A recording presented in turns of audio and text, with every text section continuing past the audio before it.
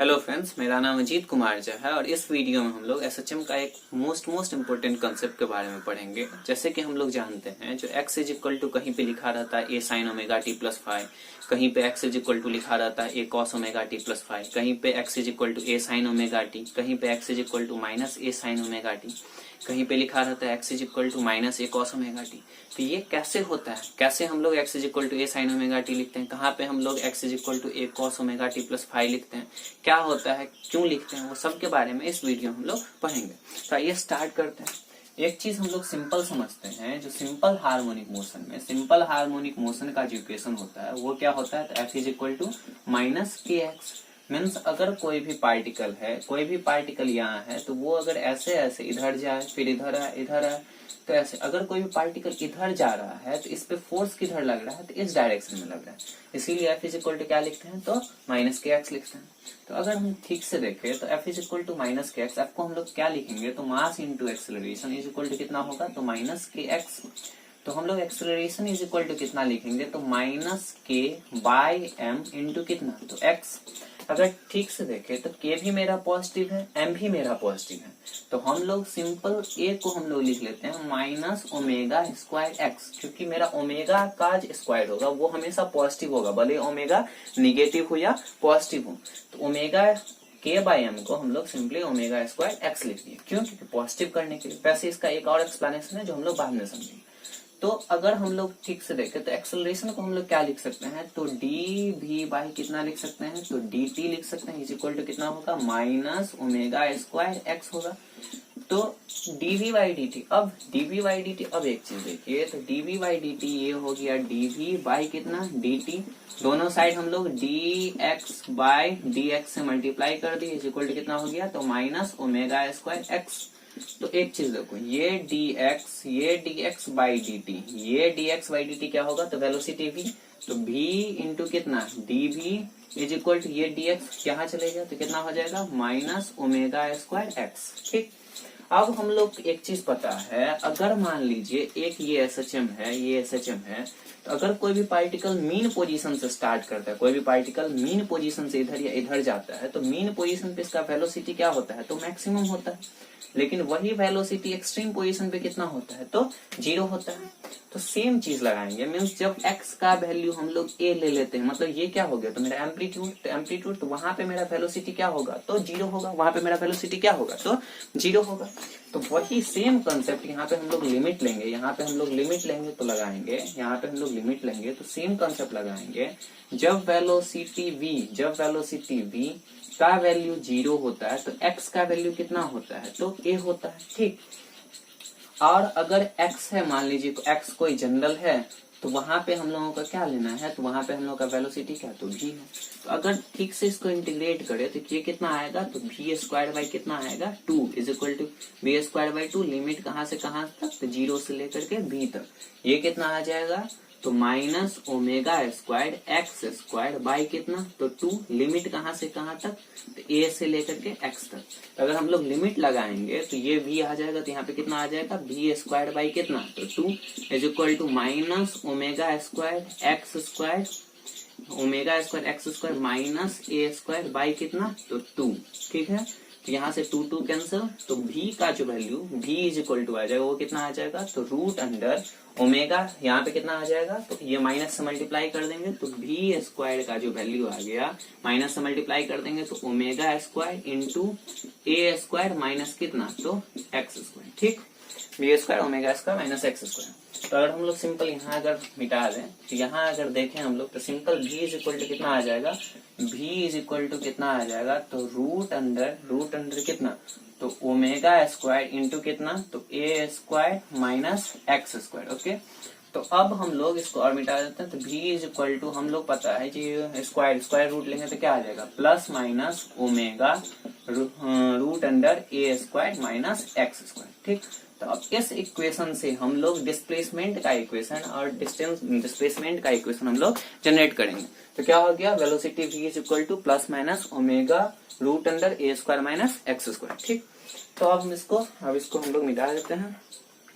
तो हम लोग यहाँ तक पहुंचे, जो वेलोसिटी जो है, वेलोसिटी हम लोग किस फॉर्म, अब एक चीज और देखिए, ये जो मेरा वेलोसिटी v है, ये ओमेगा है, अगर ठीक से इसको इधर लाएंगे तो ये कितना हो जाएगा, v बाय ओमेगा, स्क्वायर कर देंगे दोनों साइड, तो v square by omega square plus a square by omega square equal to कितना आ जाएगा, एक्स स्क्वायर। तो ये किस चीज का ग्राफ हुआ, तो ये इलिप्स का ग्राफ हुआ, ठीक।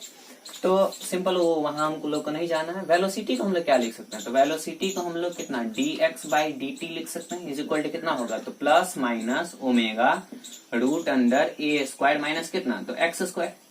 अब सिंपल हम लोग प्लस माइनस लिखेंगे आगे तक, क्योंकि प्लस माइनस का अप्रोच बहुत ही बढ़िया है, बहुत बढ़िया कंसेप्ट है इसका, ठीक।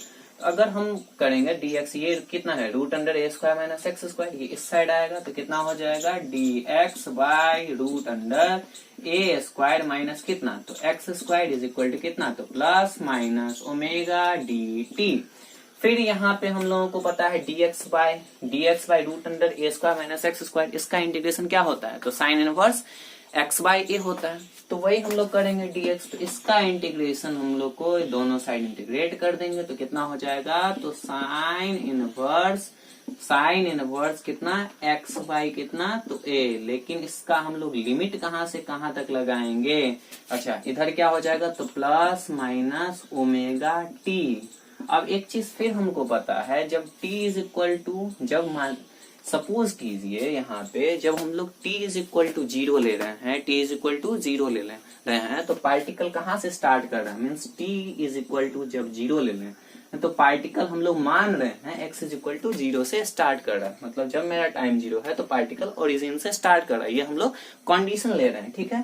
तो ये कंडीशन ले रहे हैं, तो इसमें हम लोग सिंपल लिखेंगे, जब t इज इक्वल टू 0 है तब particle x is equal to कितना है, तो ओरिजिन 0 है, और t इज इक्वल टू जब t है तो मेरा पार्टिकल x पे है। तो सिंपल हम लोग लिखेंगे sine inverse x by a, sine inverse x by a, इसका limit sine inverse x by a, इसका लिमिट 0 से लेकर के x तक। अच्छा एक मिनट, तो ये हो जाएगा, अगर हम लोग लिमिट पुट करें इसमें तो कितना हो जाएगा, sign inverse x by A minus कितना, साइन इनवर्स 0 बाय ए, 0 बाय ए मतलब 0, तो 0 बाय ए मतलब 0 मतलब कितना, तो साइन 0 इज इक्वल टू कितना, plus minus omega t, minus omega t तो 0 हो जाएगा, मीन्स ये 0 तो ये 0, मतलब sine inverse x by is equal to कितना, प्लस माइनस ओमेगा टी।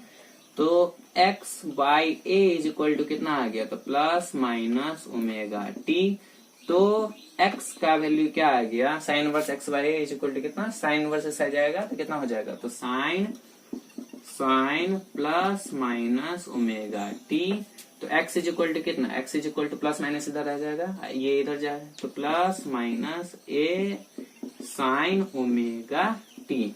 ये रहा मेरा इक्वेशन कब का, जब पार्टिकल ओरिजिन से स्टार्ट करेगा, जब पार्टिकल मेरा ओरिजिन से स्टार्ट करेगा तब का इक्वेशन क्या रहा, तो x is equal to plus minus A sign omega t, ठीक है। तो ये तो हम लोग कंडीशन लगाए हुए थे, जो कब, तो मेरा जो x नॉट का वैल्यू है, x नॉट कहने का मतलब वो कितना है, 0, मतलब particle start from origin, particle start from origin, तब का ये इक्वेशन है, ठीक है। तो अब हम लोग दूसरा, ये तो मेरा पहला इक्वेशन है, अभी और हम दूसरा इक्वेशन लाएंगे बस इसी से। अब फिर से एक चीज हमको याद रखना है, ये साइन इनवर्स यहाँ से हम लोग लिमिट सेट करते हैं, ये तो पहला हो गया। चलिए अब हम यहीं से हम लोग दूसरा इक्वेशन लाएंगे, इसको भी हम मिटा देते हैं। अब देखिए, अब फिर से हम लोग लिखते हैं, ये कितना है, साइन इनवर्स यहाँ dx बाय रूट अंडर, फिर से इसको लिख लेते हैं, ऊपर में कितना है, ये है dx बाय कितना, तो root under a square minus कितना, x square is equal to कितना, प्लस माइनस ओमेगा dt और इंटीग्रेशन, ठीक। चलिए तो यहीं से हम लोग इसको भी अब मिटा देते हैं, इसमें कोई दिक्कत नहीं। अब देखिए, तो यहाँ तक तो फिक्स था, इसका इंटीग्रेशन कितना, तो साइन इनवर्स x बाई कितना आएगा, तो a आएगा, इसका कितना आएगा, तो ओमेगा। अब हम लोग लिमिट यहाँ से फिर लगाना पड़ेगा, ये कितना, ओमेगा dt प्लस माइनस रहेगा। तो अगर हम लोग ओमेगा dt का इंटीग्रेशन कितना आएगा, तो ओमेगा t कितना आएगा, ओमेगा t आएगा। अब देखिए, हम लोग पहले क्या माने थे, जब t इज इक्वल टू 0 था तो पार्टिकल मेरा कहाँ से, जब t इज इक्वल टू 0 था तो हम लोग क्या माने थे, x भी कितना 0।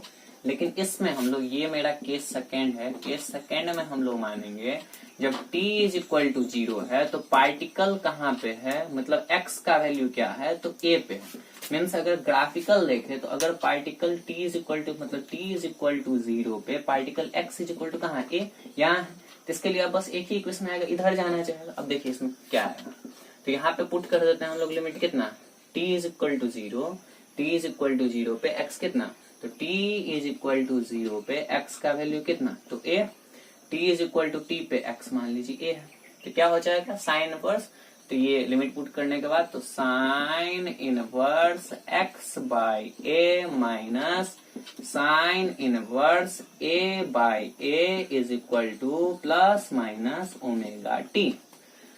तो sine inverse x by a वही रह जाएगा, sign inverse x by a वही रह जाएगा, लेकिन a बाई a कितना, तो 1, और 1 किस में आता है, साइन का टेबल में हमको पता है, साइन 0 डिग्री 0, उसके बाद साइन 30 डिग्री 1/2, साइन 60 डिग्री √3/2, हाँ, तो साइन 90 डिग्री मतलब साइन π/2, ये क्या आ जाएगा, तो साइन π/2 इज इक्वल टू कितना, तो प्लस माइनस ओमेगा टी। यहां से अगर देखें तो sine inverse x by a is equal to π/2 plus minus omega T.